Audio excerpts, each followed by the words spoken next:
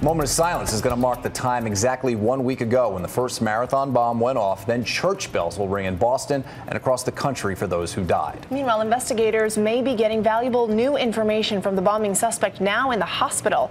ABC's Brandy Hitt is joining us with more. Good morning, Brandy. Good morning, John and Diana. Law enforcement sources tell ABC News that the terror suspect, Johar Tsarnaev, is awake, and he's being questioned by authorities about possible accomplices and whether there are any other bombs that may not have exploded. With a throat injury, though, he's having to write down these responses 1 week after the terror attack. Law enforcement sources tell ABC News terror suspect Johar Tsarnaev is awake in a Boston hospital and being questioned about possible accomplices and unexploded bombs.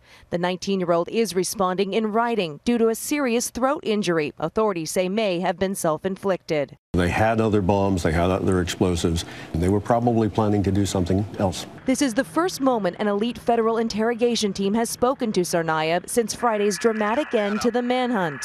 He's moving, flailing about, quite a bit of movement. New video shows him hiding in a boat as stun grenades exploded, leading to his capture. Tsarnaev's older brother Tamerlan was killed in another police shootout, and investigators are looking into his recent trip to a region of Russia that has become a hotbed of militant Islamic activity. He brainwashed his younger brother, and from there, what happened on Marathon Day. Federal authorities say the amount of evidence is overwhelming, including this photo showing Johar placing a bomb near 8-year-old Martin Richard, who was killed. Families gathered at Sunday Mass to remember the victims.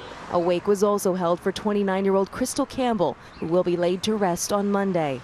And more than 50 people remain hospitalized. God had angels watching me that day. At Mass General, Caitlin Cates credits her friend Leo Fonseca for saving her life and carrying her to safety. Now, charges haven't been filed yet, but will likely include a weapon of mass destruction charge, which does carry the weight of the death penalty, John and Diana. No.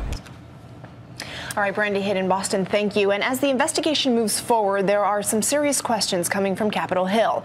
In a letter sent to the FBI yesterday, the chairman of the House Homeland Security Committee suggests an intelligence failure when it comes to the older brother, Tamerlan Tsarnaev. He's questioning why the Bureau failed to keep him on its radar after questioning him about possible terror ties 2 years ago.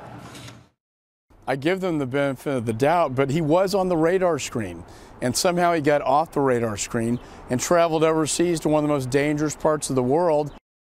The questioning of the elder Tsarnaev by the FBI actually came at the request of Russia itself.